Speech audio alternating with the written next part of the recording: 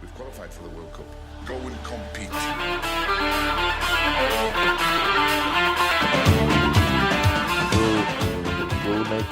We'll make it work. Wonderful. Here we go. Well, there we are. Yeah. Well, can I start off by dedicating this podcast to someone in particular Okay. that I hope might listen to this one again? Gareth Higgins, if you're listening, we appreciate your lovely comments on our Ragnarok video previously. Remind me who Gareth Higgins is. Who isn't Gareth Higgins? Yeah. I mean, he speaks for everyone that isn't the three of us, I think, that listens to the podcast. But he left us some feedback. We shared the Ragnarok video onto a Manchester United Island group. Oh yeah. And they didn't take it too well. But he said, listened earlier to some shite you put up. Manchester United are done. You'd like 6 likes on the video. Stop posting, mentioning us for clout, you headbangers. And now you're posting on a Manchester United face. Laughing emoji. So this one's for you, Gareth. I hope you enjoy it. Yeah, no, fair enough. We can put that at, instead of the outro bit, we'll put that bit in every time. This one's for you, Gareth. Yeah. It's nice to get feedback though. It's nice to get feedback all the same. I mean, he's right though. We do kind of call out United frequently for a bit of clout. Like, it does get a good reaction. So, you know. Don't do it for a reaction though. I mean, it's just the truth. Well, I do. I definitely try and, I cast a wide net for United fans. I feel bad for United fans, to be honest. I don't feel bad for them because they didn't feel bad for me when Liverpool were shite, and they certainly don't feel bad for you, or didn't a couple of years ago, and they don't feel bad for Kieran. So I don't mean for like their league performance or anything. Like, I just mean I feel bad for them in general. Oh, the way you feel bad for like sick kids and stuff. Kind of, but it's more like there's something. I pity, like, I feel sad about sick kids, but United fans, there's something wrong with them. Like, there's something deeply wrong with United fans. So, like, and no, I'm not going to go there. Like, what has to go through your mind to support United? Well, I heard someone make a point the other day that people who support United or support City or support Arsenal or Liverpool are often like accused of being glory hunters, but you have to accept that United supporters feel the same way about their club that we all do about our clubs. So I don't think so. We look at no, I think they are only happy if they are winning everything. I think it's I think it's not for all of them, obviously, but there is definitely a generation of Man United fans now that have known nothing else for the start of their lives, but like complete domination, could be real smug about everything, had the referees in their back pockets, had top players, brilliant manager in the past, and now it's all gone tits up. They're not taking it very well. Again, understandably, if you've known no different. I guess if to choose United, I think a lot of times people are drawn to underdogs, or they want to support a team with a story, and they're kind of turned off by kind of soulless, evil corporate entities like Manchester United. So when you get people who support them, they only want to win, I suppose, because maybe there's something missing in their own lives, or there's a piece of like their soul is missing. Jesus. I mean, that's harsh. I just think that What I've noticed a lot is a lot of United fans like they're kind of like, oh, I couldn't be bothered watching, or it's they're so shit, like and part of me is like, well, that's a really fickle supporter, but definitely I They're think most people, if your team are playing shite, you're not going to be rushing to the TV or down to the pub or wherever to see the team. If they're mm, playing well, you're like, I want to watch them because I know they're going to hammer them. So I do understand it, I but I think think it's a bit yeah. different. I think it's different for us because if we were in Manchester or Liverpool or whatever, and we had tickets to go see them, if we suddenly stopped going, that's like, well, now you're a shit fan. But here, like, it's not that we're not going to support them anymore. It's just we're not rushing to the pub to see them because, frankly, it's going to be a bit grim. They just have like a bully mentality. Like they want to pick on smaller people, smaller teams. They want to kick sandcastles over at the beach. If they get any resistance whatsoever, they can't handle it. Their brains go haywire. Um, I can't believe it's I can't believe I'm the one that ends up sticking up for United half the time. How the fuck did this happen? but there's an element of truth to it. I don't mean any of this to like Irish United fans personally, because I kind of get it. In Ireland, there's just a big draw towards United and Liverpool, and it's easy as a kid to follow who your mate might follow, your mate's dad might follow, or whatever. But when it came to like English and definitely London Man United fans, like I remember being like, I left the UK in like 15, but like I remember like the 5-6 years before that, anytime like Palace like lost, we'd be in the fucking Championship. The only kids at school that would be like, "Ha, Palace is shit. We're United fans." It's like it's the bully even this- mentality. it's just complete difference in golf. Palace were like 20th in the Championship or Division One or wherever it is at the time, and getting like beaten by like, I don't know, Birmingham City or something, and United would be like walking back to back leagues. But that was like the first point of focus when it came to like football talk. It's like, oh, Palace are shit, or whoever are shit. It's like, all right. I think yeah, it's not even about football. It's about inflicting themselves on other people. I'm curious, in your school in your year or whatever, what was the like ratio of Palace to United fans? Because you were in South London, so like, were there still Yeah. loads of United fans, or was it mostly Palace or wherever? Yeah, it was kind of a funny one. Because there were the kids that were kind of like maybe half-assed into football were definitely United fans. The kids that were like into football, or maybe their parents were into football, were split between Palace. Then the second majority was like Arsenal, and the third majority was Chelsea. And I've, as you could probably see from my my Zoom picture, I have the greatest of respect for that Arsenal team, just because a lot of my like friends growing up were Arsenal fans too, and it was during their heyday, and I think that they did it very honorably. There was never any gloating. It was just like, we're Arsenal and we're pretty class, and they were from like 98 to 2004ish. I think they were like a fantastic team to watch. But that was kind of the breakdown.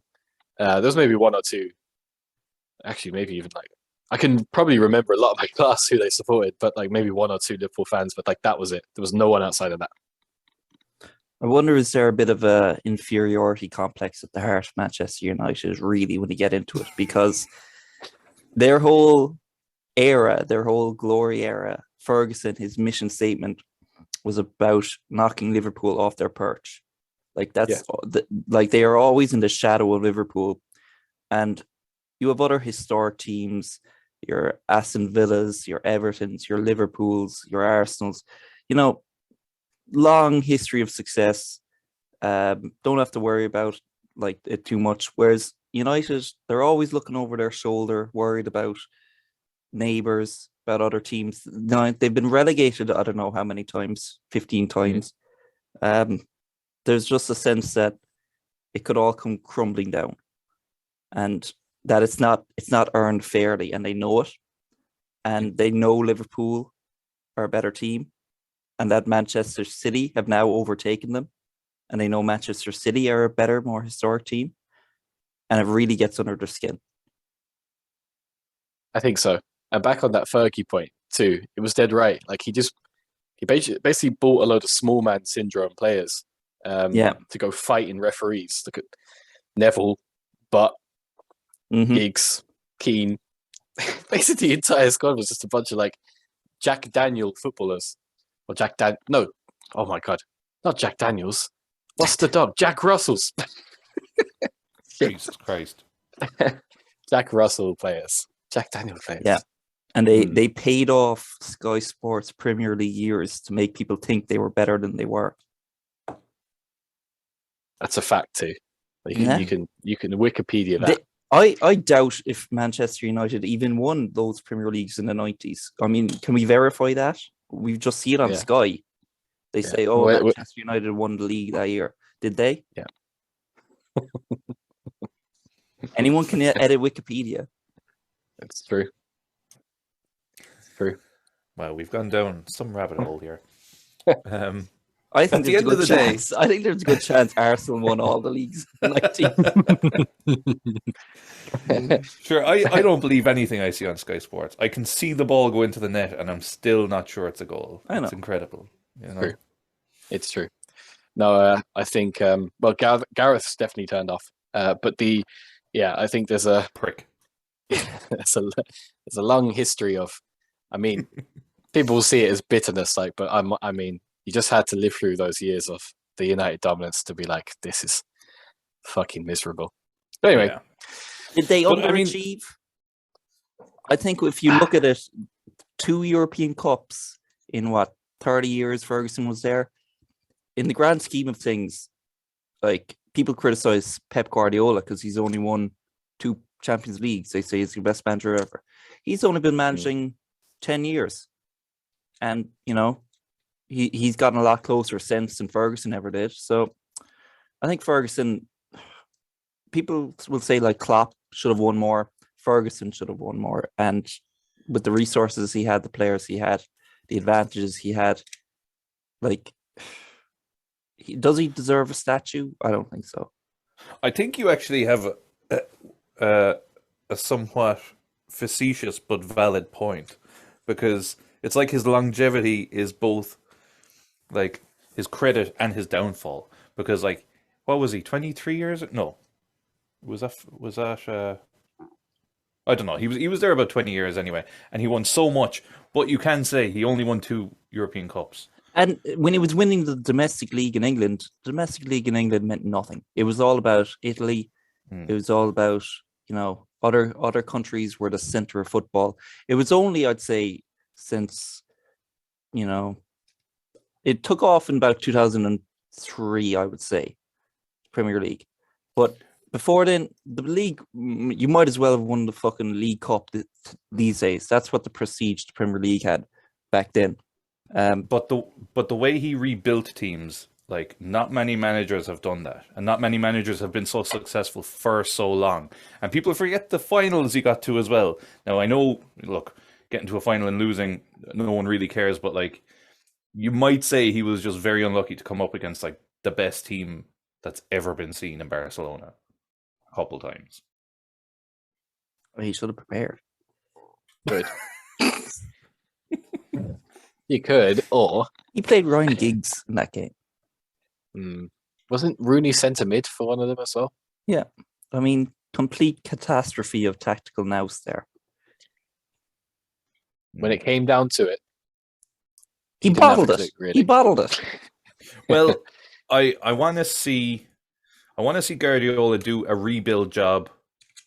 Well, no, because I was going to say I want to see him do a rebuild job of City the way Ferguson did of United, but it wouldn't even be the same because he's got hundreds of millions to spend. And I know Ferguson had a lot of money to spend, but Guardiola can go out and buy a whole new team if he wants. Sure, he has. Kind of is. He did that. Hang on, let me see. What was the Manchester City team, Pep Guardiola's first game? Give me a second here. Yeah, no.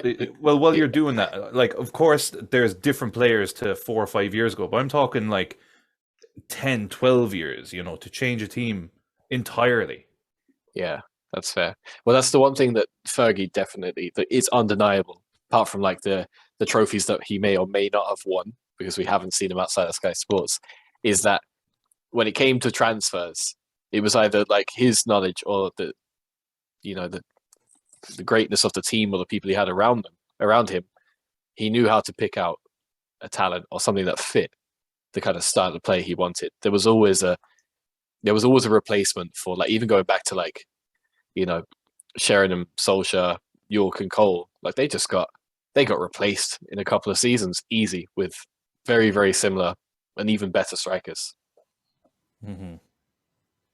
Keepers Yeah. too. For sure, he made some decisions that were born out to be fruitful. Did you write that down ahead of this podcast? I'll come back to it. Okay.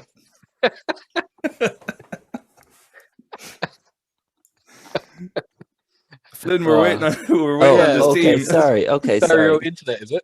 No. His first 11 was Caballero, Sanya, Stones, Kolarov, Clichy, Fernandinho, David Silva, Sterling, De Bruyne, Nolito, and Aguero. And I think he bought John Stones himself that season, I think. Was that his first season? It was. That was his first ever league team, I think. See, he did fuck all that first league. I should have said you should have checked his winning squad, because I bet he made a few signings the following year that were like Walker, De Bruyne, Ederson, I think, and that's the first year they won it. And those guys are kind of still there. But look, we won't argue over apples and oranges. Is that the phrase? Shit, I don't know. Are you planning a theme through this podcast? Okay. I don't want to change topic too swiftly, but I wanted to talk about Simon Jordan. Can we do that? Who's Yes, Simon Jordan? any day of the week, Adrian. Simon Jordan is that cunt on TalkSport who talks like he's a genius, but he nearly got Palace. He nearly destroyed Palace, right? He did. Oh, yeah. Yeah. Okay. Yeah. So he's clearly posh and has a big vocabulary, and he's the kind of guy that says something that could only take 5 words in 100 words. So I actually just listened to like one of their like 5-10 minute videos, and I was like, what shite is he fucking talking? Like, why does he say these kind of things? So for example, I don't know how to do this. Like, Kieran, if you could loosely talk about, I don't know, name someone who hasn't had a good season, maybe. Harry Kane.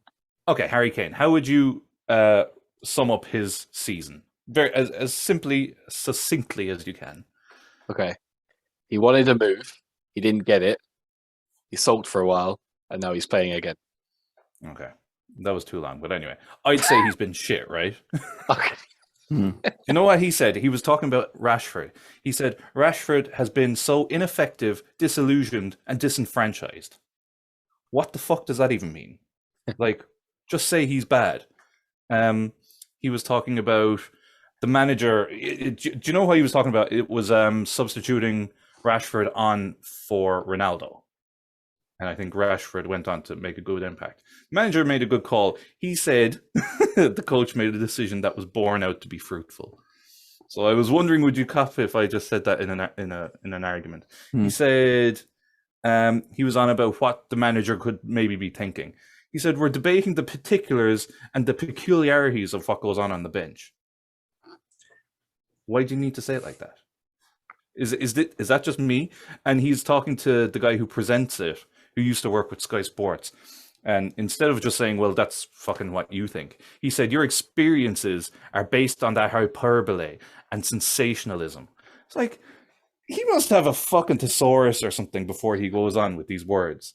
The guy is a fucking idiot. He just spouts shite.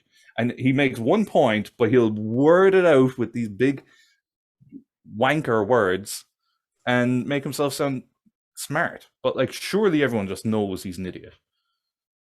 I think so. Yeah. There's two things. He comes from like a sales background. He got his money through, by chance, like taking a punt investment in it was, I think it eventually got bought up by a car phone warehouse, but it was like a small phone shop, mobile phone shop back in like the 90s when that all just like took off. So but he's a salesman essentially. So they're full of shit. And I know he might still do like journalism. I find that he speaks like he would in like a article in a magazine or a paper. Do you know when you're trying to like flush things out a bit? But yeah, he's a pure spoofer. He has no idea what he's doing. He has less knowledge on fucking football, considering he was a football chairman, but he doesn't know shit about football. Yeah. So you can see how a board would back him, because he comes in with a big vocabulary. You know, people go, God, this guy's really intelligent. He knows what he's talking about. Whereas in actual fact, he probably just went to a private school. They probably just had a big vocabulary lesson every Wednesday, so he learned lots of words that he can come up with on the fly. When he comes to talking about football, it's actually really it's exhausting listening to him, because he nearly flip flops on his opinions. He had a big one about I think it was Ole at the start, that he was saying Ole is nowhere near ready for the job, and then he went on to Ole is ready for the job. Don't quote me on that, because that might not be the exact topic, but I've heard him basically talk out two sides of his mouth on a few things. So I knew Kieran wouldn't like him anyway, but yeah, way. my dislike is deep. But yeah, talk sport in general. It's like Jim White too, though. I don't think he has a fucking notion what he's talking about either. Jim White should have stuck to what he was known for, and Yellow tie. Yeah, just done that shit one day a year. He was like a clown, like put on a colourful outfit to entertain the children. Big smiling face on him. They were arguing nothing about behind this, the eyes. They were arguing about when Ronaldo was subbed off. That's what that was the interview or the discussion I was watching, and they were saying Simon Jordan was like, well, not in his words, but he was saying, well, if I was the director of that program, I wouldn't have zoomed in on Ronaldo's face, because I don't think that's what's important. You would in your fuck not zoom in on Ronaldo's face, you dickhead. Mm-hmm. And then Jim White was saying, well, that's all part of football. It was actually just comical to listen to, because they're both meant to be football men, and the shit they're focusing on is Ronaldo throwing a hissy fit. Like, I heard that Danny Murphy, that he, like on Twitter or whatever, or like in interviews, one-to-one interviews, he is like a stats demon. He knows fucking every statistic and every like in-depth like football terminology, kind of really precise in-depth info on everything to do with football. But when he goes on Match of the Day, he's told by the producers to keep it simple and just say things like he's got to do better there, or stuff like that, or he's got to win that ball. He's got to be there, because it's got to make it really dumbed down that it can just be funneled into the brain of like the most stupid person watching the television at any given moment. Yeah, I find it interesting when these people, even when they do start talking in depth about tactics and things, and I don't know, have you seen like Rodgers and Mourinho and things talk tactics? It's still not exactly science. Like, it's let's put three players here because that's more than two players, so they'll win the ball. Oh, they're winging it. Yeah, like look at their education. Look at where they came from. They went through life. A lot of them went through life. They were like lower level footballers, never got an education, and also didn't get rich, so they didn't have any of like the luxuries of life. So they just got into coaching, and they ended up rising up the ranks because the ball went their way a few times. Like, they haven't a clue what they're doing. Well, I think some of them do. I should clarify that. I think you don't think Guardiola actually knows a little bit more about football and looks a bit more tactically and like a bit of a science. No, he'd be working in like a deli counter or something if he didn't get a job at Barcelona. Well, that's probably true, but I'm saying from a football perspective, I think him. I think Klopp, if I could say that. I think Wenger. I mean, Wenger was one of the first guys to bring in like fucking proper diets and shit and food science and shit, wasn't he? He was. Like, so look, like he was way ahead of his time, and I think some of these guys are ahead of their time. But I mean, Sam Allardyce, that guy is just coming in and he hasn't a clue. He has no more of an idea about football than us. Yeah, he just knows how to, effectively say, lads, you're the underdogs. Hit him hard and try and score a goal. That's all he does. Yeah. So I'm Sam Allardyce. Wow, let's put a big man up front, because They can't deal with it. There's lots of coaches like him, like Allardyce, who you think just are there because they're very assertive or like they're kind of domineering over people. I think, a lot of people say that like people crave power or they really want control. I don't think that's true at all. I think the vast majority of people are terrified of having power and just want to be told what to do. So when you get someone like Sam Allardyce, as thick as pig shit as he is, who just tells people what to do, most people will just go along with it because they just want to be told what to do. They're like, okay, we'll play it down the wings and we'll cross it in. That's the plan. Let's do it. The pressure's off me. I don't have to come up with anything. I don't have to think. I'll just play football and then I can go home to my house and have some scrambled eggs and a beer and then I can sleep and that's fine. That's all I want. Stop looking at me. Stop. Get the spotlights out of my face. Scrambled eggs and a beer. That's the heaven, isn't it? That's the dinner of champions. That they're just like, fuck it. Just yeah. Well, it's true, and like I just think most of the time, if a manager starts doing badly, the players just don't give a fuck about him anymore. it's all down. I think a lot of it's down to like obviously there are some good tacticians out there that kind of know what type of players need to go in different roles and whatnot. But like a lot of it is just that whole thing of like with most organizations or most things in the world, collectives in the world, it kind of comes down to who's actually doing the important task, which is oftentimes what the players do, putting the ball in the net. That like Guardiola looks good because he spent hundreds of millions on players that know exactly what they should be doing, which is either run fast, tackle a lot, or save the ball or score a goal. I think sometimes we dress football up a little bit too much than what it is, Yeah. But anyway, I wanted to ask this actually. Do you know? And now we're on the topic of managers. Recently we've seen a lot of like players that would have been, like our generation or like younger generation would have been players that are now managers, like Lampard, Gerrard, Arteta, and so on. Scott Parker, like a load of ones that would have been like maybe, our teenage years playing football, become managers now, and not bad managers either. I know that's debatable, but managing bigger clubs and whatnot. Is there anyone of like a current player that you think would be 100% he'll be a manager? Who was that fella that I said to you guys that I heard a post-match interview with him and he sounded like he'd be a future manager? I said it's about some fella, I think, is it at Southampton? Højbjerg, I think. Højbjerg? Yeah. Fuck it, I'll just say him based on my post-match interview with him fucking 5 or 6 years ago at this point. Yeah. Okay. Where like he actually gave interesting responses or what appeared to be insightful comments on the game rather than the pre-prepared, coached kind of responses of like, we just went out there and we tried to do our best and it didn't go our way or whatever.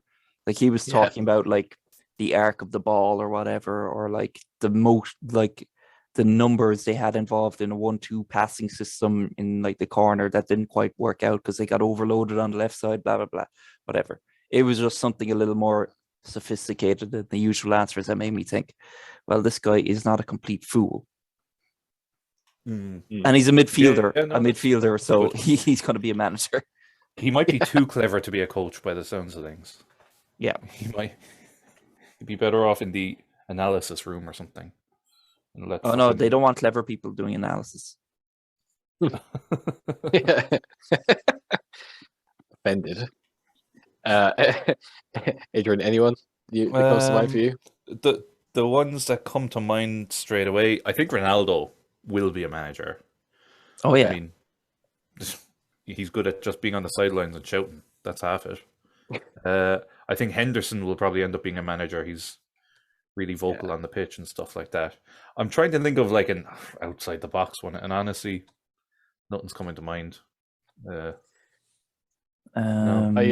think Djibril Cissé. Is he still? Yeah, he's like Sam Allardyce level. It's like if you can't intimidate them, spit on them. Wait, no, that was El Hadji Diouf, wasn't it? Yeah, it was. Yeah. Jack Daniels, Jack Russell's, Cisse, and oops. Give me a second there. I'll think of someone. Give me a sec. I have one that came on the top of my head would be Manuel Neuer. I know he's not Premier League, but I think Neuer is bound to be a manager. Just Really? That's an yeah, unusual just one. he just fits the mold of a manager. Captain for ages, It's straight talker, lots of caps. Yeah, intimidating. People just stare at people. What do you guys think of Zidane? How do you rate Zidane? Oh, are we going back? This is like a 3-year-old argument at this stage. I You think mean that- as a manager, though? Sorry, Yeah. do you? Yeah. Okay. I mean, I think that it's hard to. He's obviously won a lot with Real, but is that the most difficult thing to do as a manager? I'm not sure. What will answer that question, I think, is his next job. Personally, He's not Or still next there, club. is he? No. Okay. Then I think he should just probably retire and have the best stats and probably Mhm. cups per game of any manager. Maybe he should. No, he'll Yeah. get the itch. He'll manage France or something. Yeah, PSG. maybe France. I don't There'll know. be another I think Guardiola. was 'cause it He'll just keep getting the best teams like Guardiola, and we'll always be like, well, we can't judge him on this job because he's got the best players and the best team. So wait till he goes to a smaller team, and of course he never will.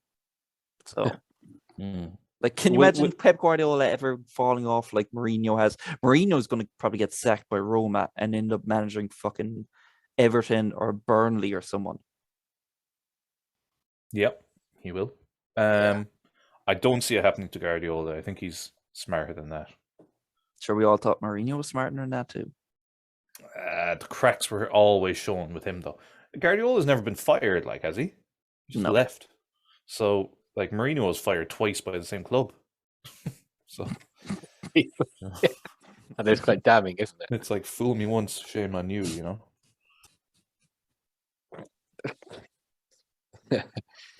Fool me twice, shame on me, in case you didn't know. Yeah. He did Oh, lead thank you, United to their highest peak this decade or the past 10 years. They were second last season as well. Yeah. But I know we don't count that. No, Yeah. last season didn't count well. It's been a write-off since 2010. Did Zidane win 3 or 4 Champions Leagues? He won 3 as manager, and he was assistant to Ancelotti when he won the first one of the current series or whatever you call it. That's and he's got a Euro. He's got a World Cup. Has he got a Euros as well? Yeah.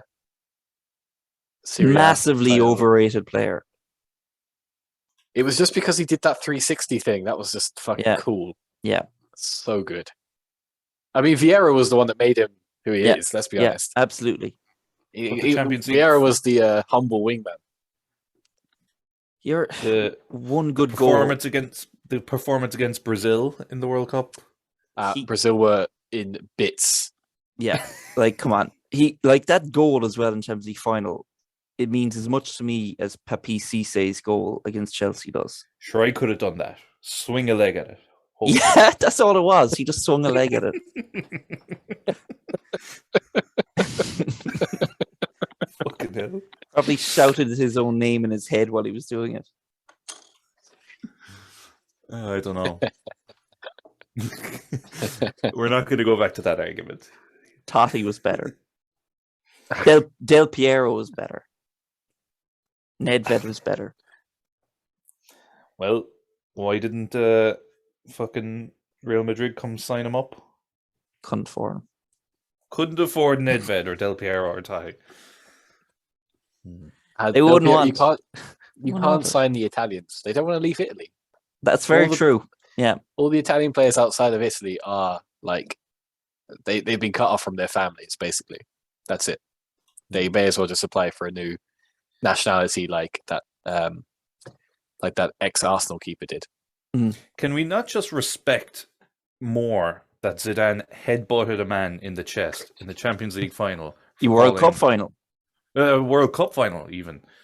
For calling his mother a whore or his sister a prostitute or something. Come on. What a lad. What a lad. Yeah.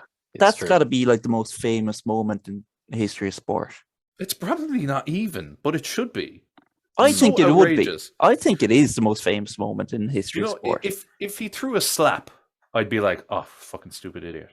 To have the wherewithal to go like a shark and fucking hammer him into the chest with his head is just brilliant. That's the toughest part of his body. As a footballer, he wouldn't even kick him. He goes straight in with the noggin. And there was no he knew that he was going to get sent off for that. So it wasn't like if you shoved him or if you maybe even like slapped him or something, you could argue, oh well, that's only a yellow, or I didn't mean it, or whatever. But he went in to fucking put him down, put this guy 6 feet under. Yeah, he is like, I don't care. I'm getting the red card. Fine.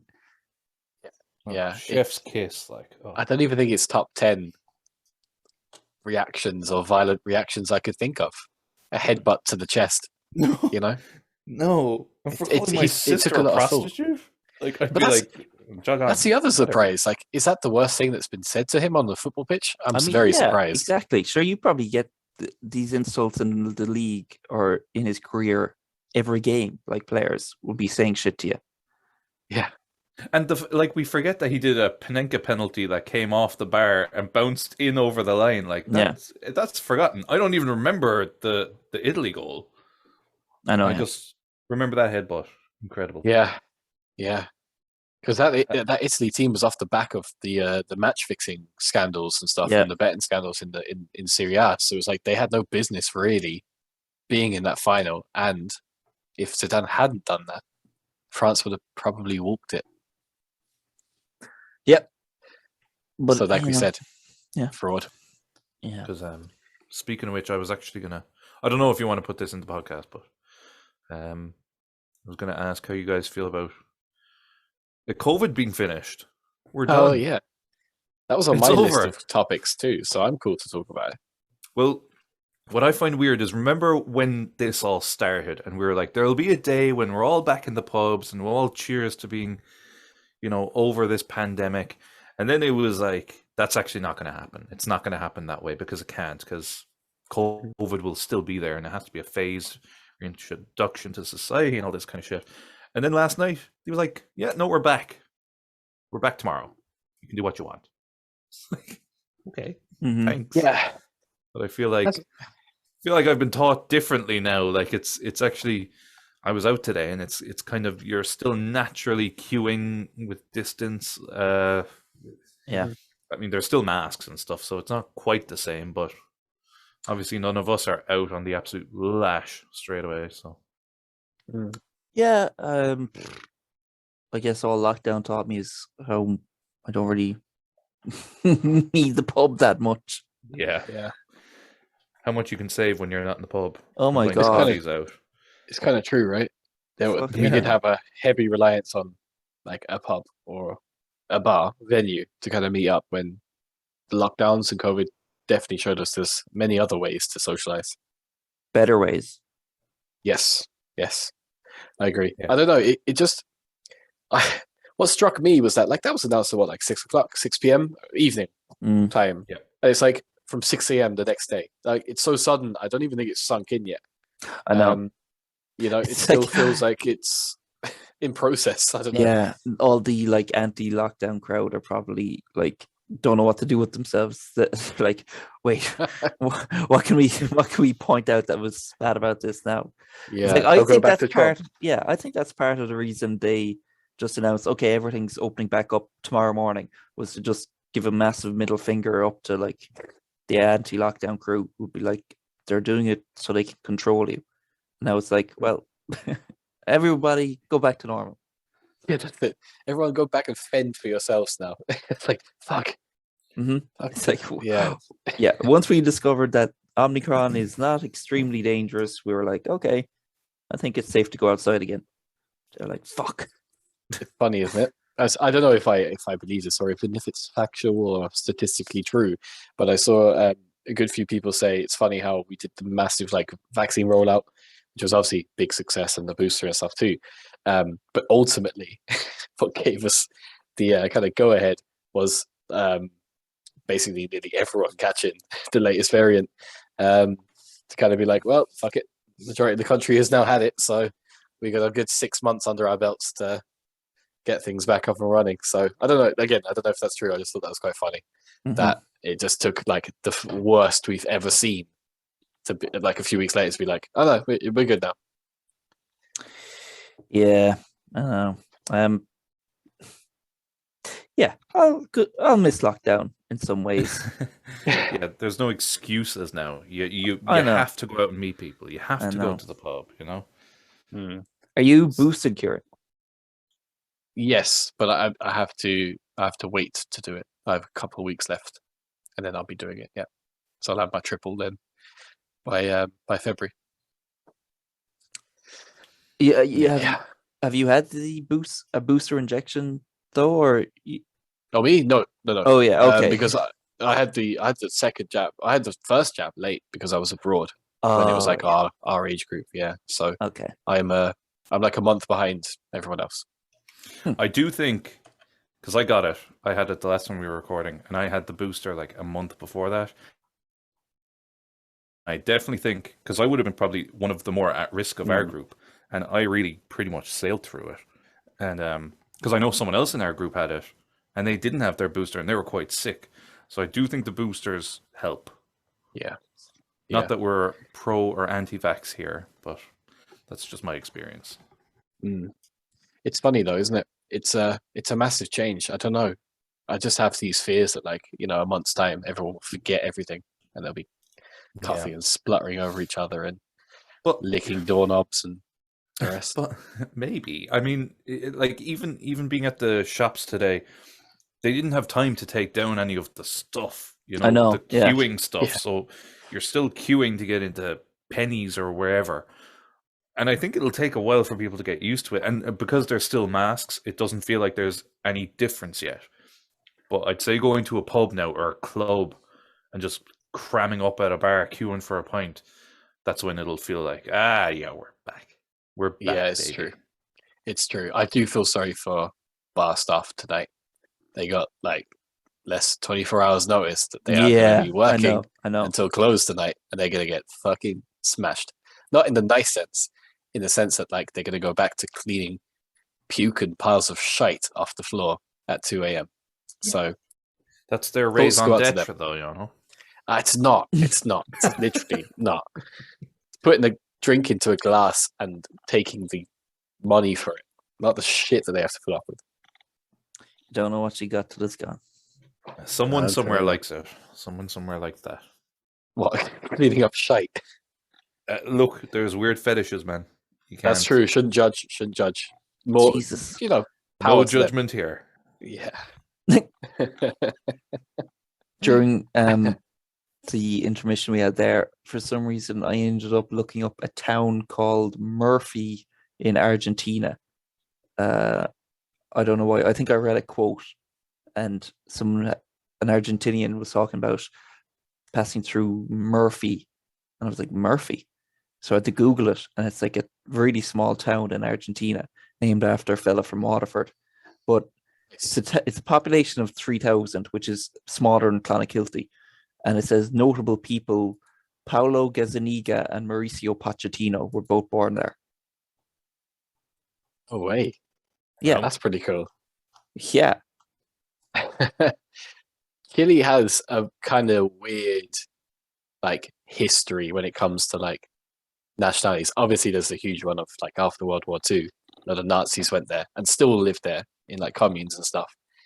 But there's a Chilean football team called O'Higgins, which was founded by an Bernardo O'Higgins was like the founder of, or some fucking, sure, they're all up to no good over there anyway.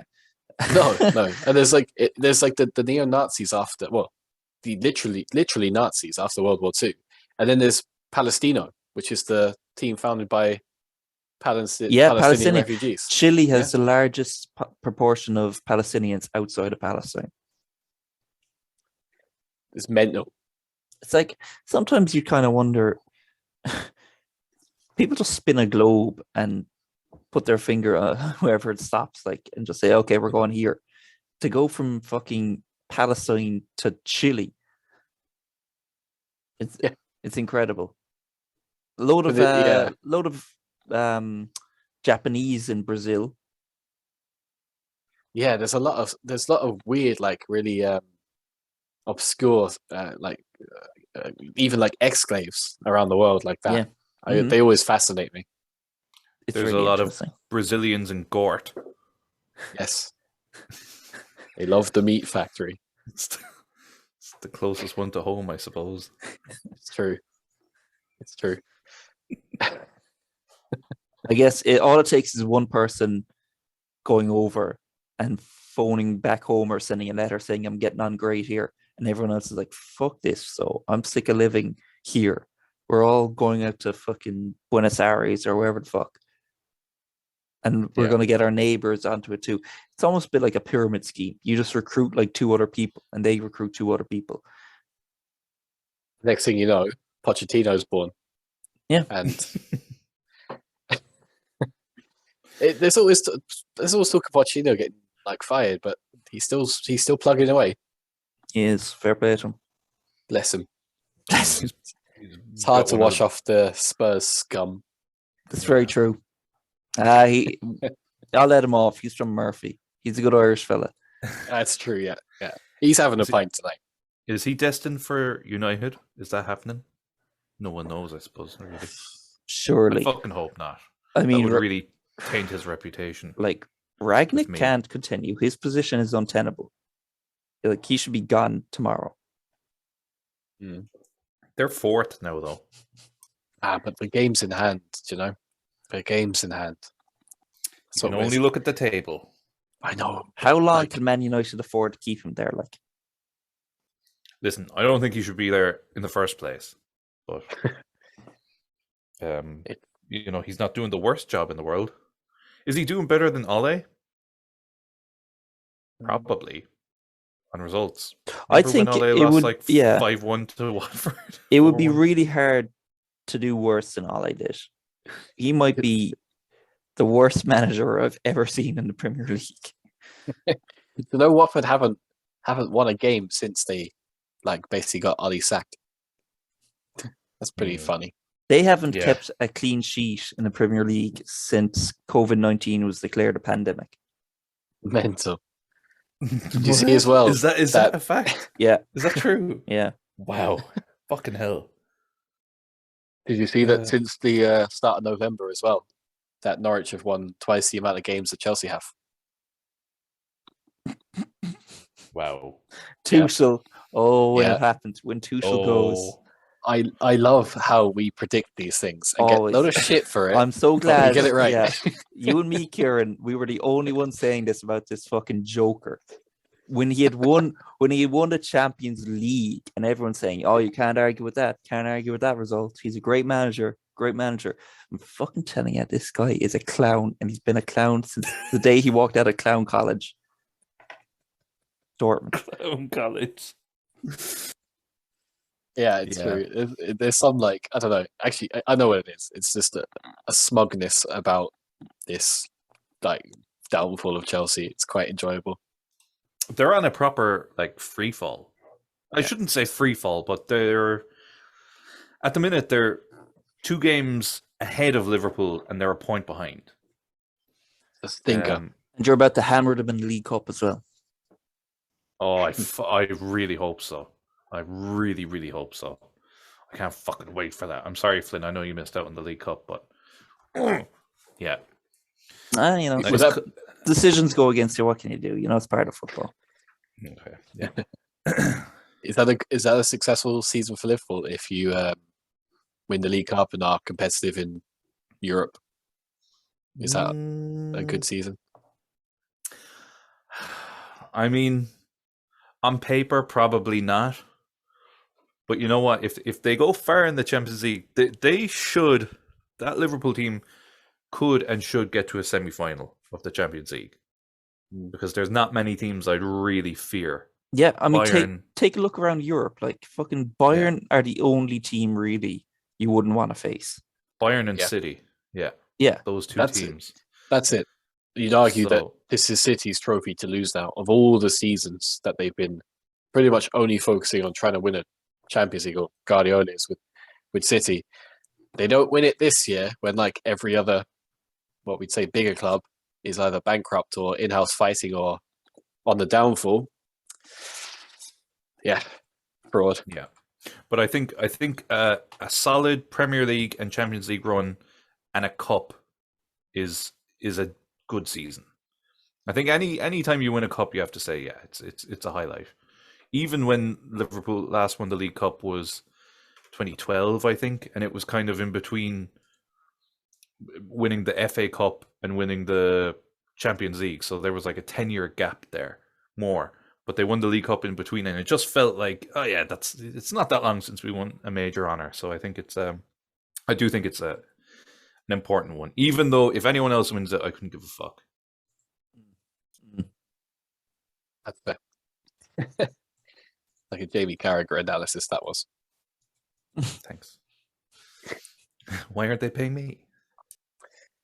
Yeah, it's actually not been a good few weeks for Arsenal, has it, Flynn? I mean, knocked out on 2 cups. Well, faked COVID, and being investigated, or players being investigated for match fixing. Look.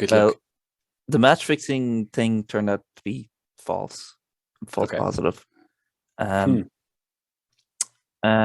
was no faking COVID, so you got your information incorrect. Wasn't there only one case though? There is 10 or 11 cases. Mm-hmm. Yeah. Okay. There was a loss to Nottingham Forest, who have won. To have to remind you, they won the European Cup twice. So In the fucking 60s. Fucking. do they not count? Do they not No. count? It's not the same team. Take the stars off the Liverpool crest, though. Then there was a loss to City in a game. They should have beaten City. They should have beaten City, and they'll beat them next time they face City. They'll beat them. They will. They were a better team, and they were done in by 90 seconds of madness, and then like just City cheating. So whatever. I can't even remember who else they lost to. What other losses do I have to explain? Liverpool, like League Cup, they played the second string, whatever. Oh my. Game now tomorrow against Burnley. If they lose that, I'm sure I'll be able to come up with a reason. Fair. Okay. That's fair. I don't consider it a bad month at all.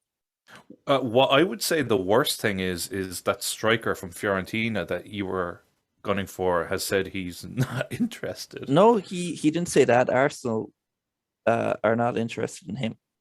Oh, okay. Yeah. That wasn't what I dumping read. Yeah. No, like the Arsenal board were looking at buying him, and he was on his like hands and knees, like, please take me to Arsenal. Please take me to Arsenal. And Arteta had one look at him and was like, nah. We have Lacazette. We have Lacazette. We have Nketiah. We have Martinelli. We have Martinelli. We have Klopp very complimentary of Martinelli, which I found interesting. He was complimentary about him as well, like 2 years ago when he played him first as well. Yeah. Klopp's like indirectly trying to chat him up or something. Tapping up here, yeah. Anyway, yeah, we don't want this Serbian fella anyway. There's something a bit dodgy about him. He wouldn't fit. Okay. So. Yeah. But just so that all our listeners know, it's actually him that's turning down Arsenal. But anyway. Yeah. Oh, well, he can say that now after Arsenal had one look at him and were like, splashed water in his face. Like. The game against Burnley now. Burnley haven't played in about 6 months, have they? Like, do Burnley Football Club even exist? The whole scene's been kidnapped, and they're trying to keep it on the down low. Like, This is like a global terrorism yeah. catastrophe. Yeah, How no, do we they've got explain this? Um, Sean Dyche has Dwight McNeil in his basement. They've got 18 games in hand. yeah, that's like someone at work trying to get by doing as little work as possible until someone notices they're not doing anything. They're like someone standing at a urinal, not pissing. No. Oh God, we have to go back to that now, don't we? We do. After this COVID, fuck. They've also lost their main striker. Oh yeah. So what have you to worry about? Nothing. I mean, fates often conspire against Arsenal in creative ways. Mm-hmm. It's not the team performance. Why did they play Party? Was there any explanation to that? Because he only arrived. Didn't he only fly back that afternoon to play against Liverpool? And they put him on, and then he got a red card. Arteta felt like he needed a bit of a run out, and okay. and thought we need him fighting fit. Go out there, get stuck in, and he got stuck in. He imposed himself on the game. He left his mark. There was question marks over the value of that mark, but on the whole, I think it was a very memorable performance. I think he contributed to the game. I suppose we're discussing unexpected ways. We're discussing the particulars and the peculiarities of what happened on the bench. So, Yeah. I mean, if Lynn's reasoning is anything to go by, it's no wonder they got those games called off. Yeah, they're COVID. Every other team in the league got games called off. So Lacazette sneezed. He sneezed. We heard him in the canteen on Thursday, and we can't play. Sorry. This is just another example of media bias against Arsenal for doing what every other team in the league has done. I kind of agree. Leicester should hang their heads in shame. They should get deducted about 70 points. They should be automatically relegated for the way that they've conducted themselves throughout this season with regards to COVID. Yeah.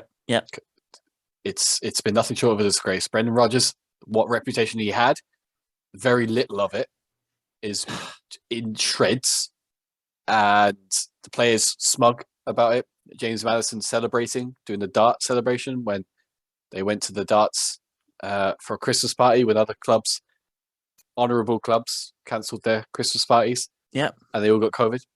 That's true.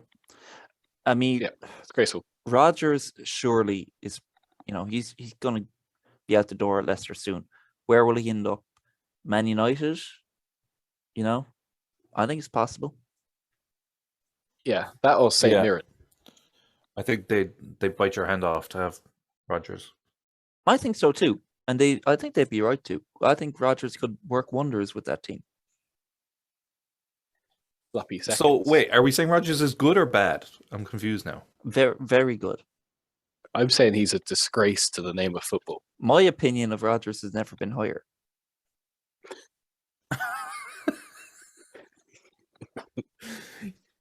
Weren't we just saying that he...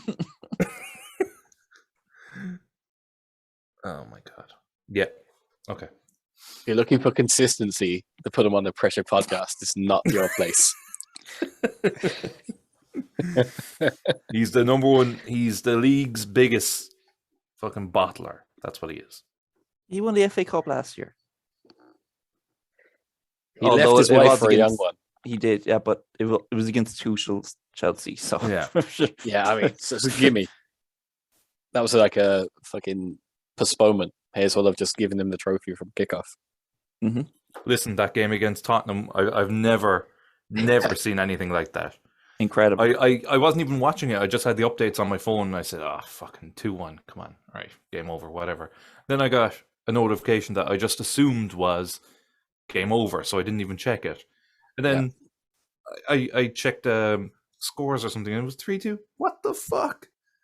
This guy, he has no clue how to manage a team.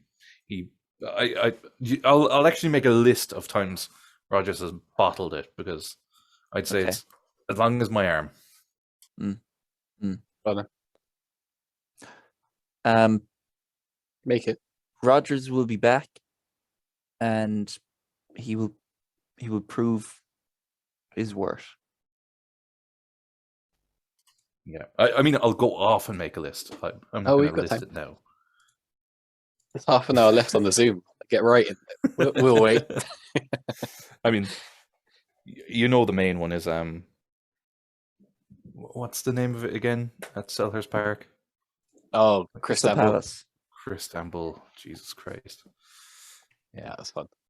Among That was many fun. others, so including Yeah. like this weekend.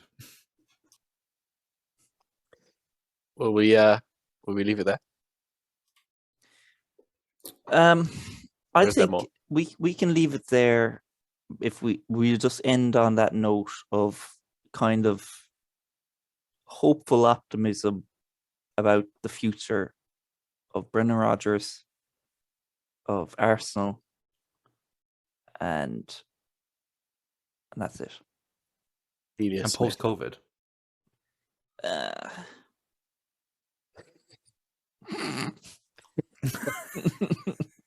COVID is over, but our love for Rodgers never ends. I have more important things to think about. He hasn't a clue. Great. So, up the Palace. We leave it there. Up the fucking Palace, yeah. Yeah. We'll smash Liverpool tomorrow now. Yeah, Yeah. Rodgers hasn't a clue. No. Okay. You've been listening to the Put 'em Under Pressure podcast. For more of our content, make sure that you follow us on YouTube, Spotify, and Facebook. Outro music.